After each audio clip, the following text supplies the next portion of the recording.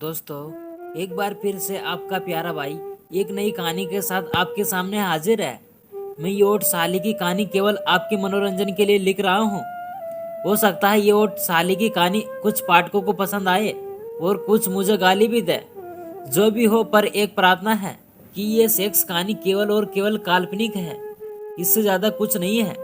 दोस्तों, मेरा नाम अमित है और मेरी शादी हुई अभी 3 साल हुए हैं। नई नई शादी हुई है तो बीवी को खुश करने के लिए और अपने बिजनेस के काम से अक्सर मुझे ससुराल के शहर में चक्कर लगाना पड़ता है। मेरी ससुराल मेरे शहर से काफी दूर है और मुझे रेलगाड़ी से रात भर की यात्रा करनी पड़ती है। मेरी ससुराल में मेरे सास ससुर के अलावा एक साली है जिसका नाम रश्मि है। वो करीब 24 साल की है। देखने में रश्मि भी मेरी बीबी की तरह खूबसूरत है, मगर रश्मि मुझसे कुछ दूरी बनाकर रहती है, इसलिए मैं भी उससे दूरी बनाकर रहता हूँ।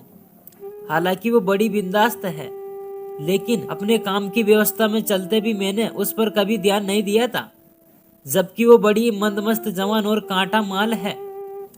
हालांकि मैं पक्का चौधो हूँ। पोर्न फिल्मों की तरह अपनी बीबी को घनघोर पेलता हूँ। शुरू शुरू में मेरी बीबी करवाने के समय थोड़ा नखरा करती थी, लेकिन अब वो भी मस्त करवाती है। हम दोनों अपने बेडरूम में बिना कपड़ों के रहते हैं। हाँ, कभी कभी परेशानी होती है जब घर का कोई बड़ा आदमी आवाज देता है। उस स्थिति में मुझे पहले निकलना पड़ता है और बाद में मेरी बीबी कपड़े पहनकर निकलती है। तो हुआ यूं कि बिजनेस के काम से एक बार फिर मुझे 4-5 दिनों तक अपनी ससुराल में रुकना था। मैं अपने काम के सिलसिले में सुबह निकल जाता था और शाम को वापस ससुराल वाले घर आ जाता था और मेरी सास मेरा बहुत ख्याल रखते थे। मगर इस बार लॉकडाउन की वजह से मुझे रुकना पड़ गया।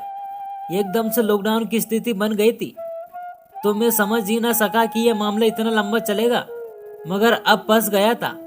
प्रधानमंत्री मोदी ने ऐलान कर दिया था कि जो जहां है वो वहीं रहेगा। अब मैं ना तो अपने घर आ सकता था और न ही बिजनेस का कुछ काम कर सकता था।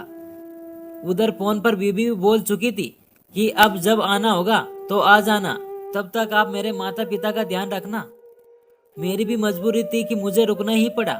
खैर, इधर रुकने में एक फायदा भी हुआ। लॉकडाउन के करीब 10 दिन बीत गए थे। आगे के लक्षण भी कुछ अच्छे नहीं लग रहे थे। दिन भर गप्पबाजी और खाना के अलावा कुछ नहीं था। बोर हो जाओ तो बस अपने अपने कमरे में जाकर सो जाओ, यही दिनचर्या हो गई थी। ससुराल के इस घर में मैं अपनी बीबी के कमरे में ही रुकता था।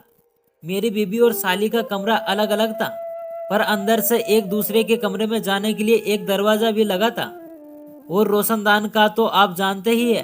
मेरी साली इस दौरान मुझसे काफी खुल गई थी। सो आई होप गाइस आपको ये कहानी पसंद आई होगी। अगर ये कहानी पसंद आए तो वीडियो को लाइक करके चैनल को सब्सक्राइब जरूर कर दीजिए। और हाँ गाइस, इस कहानी का नेक्स्ट पार्ट में जल्दी अपलोड करूंगा, इसलिए गाइस आप मेरे चैनल पर एक्टिव रहिए और चैनल को सब्सक्राइब कर दीजिए।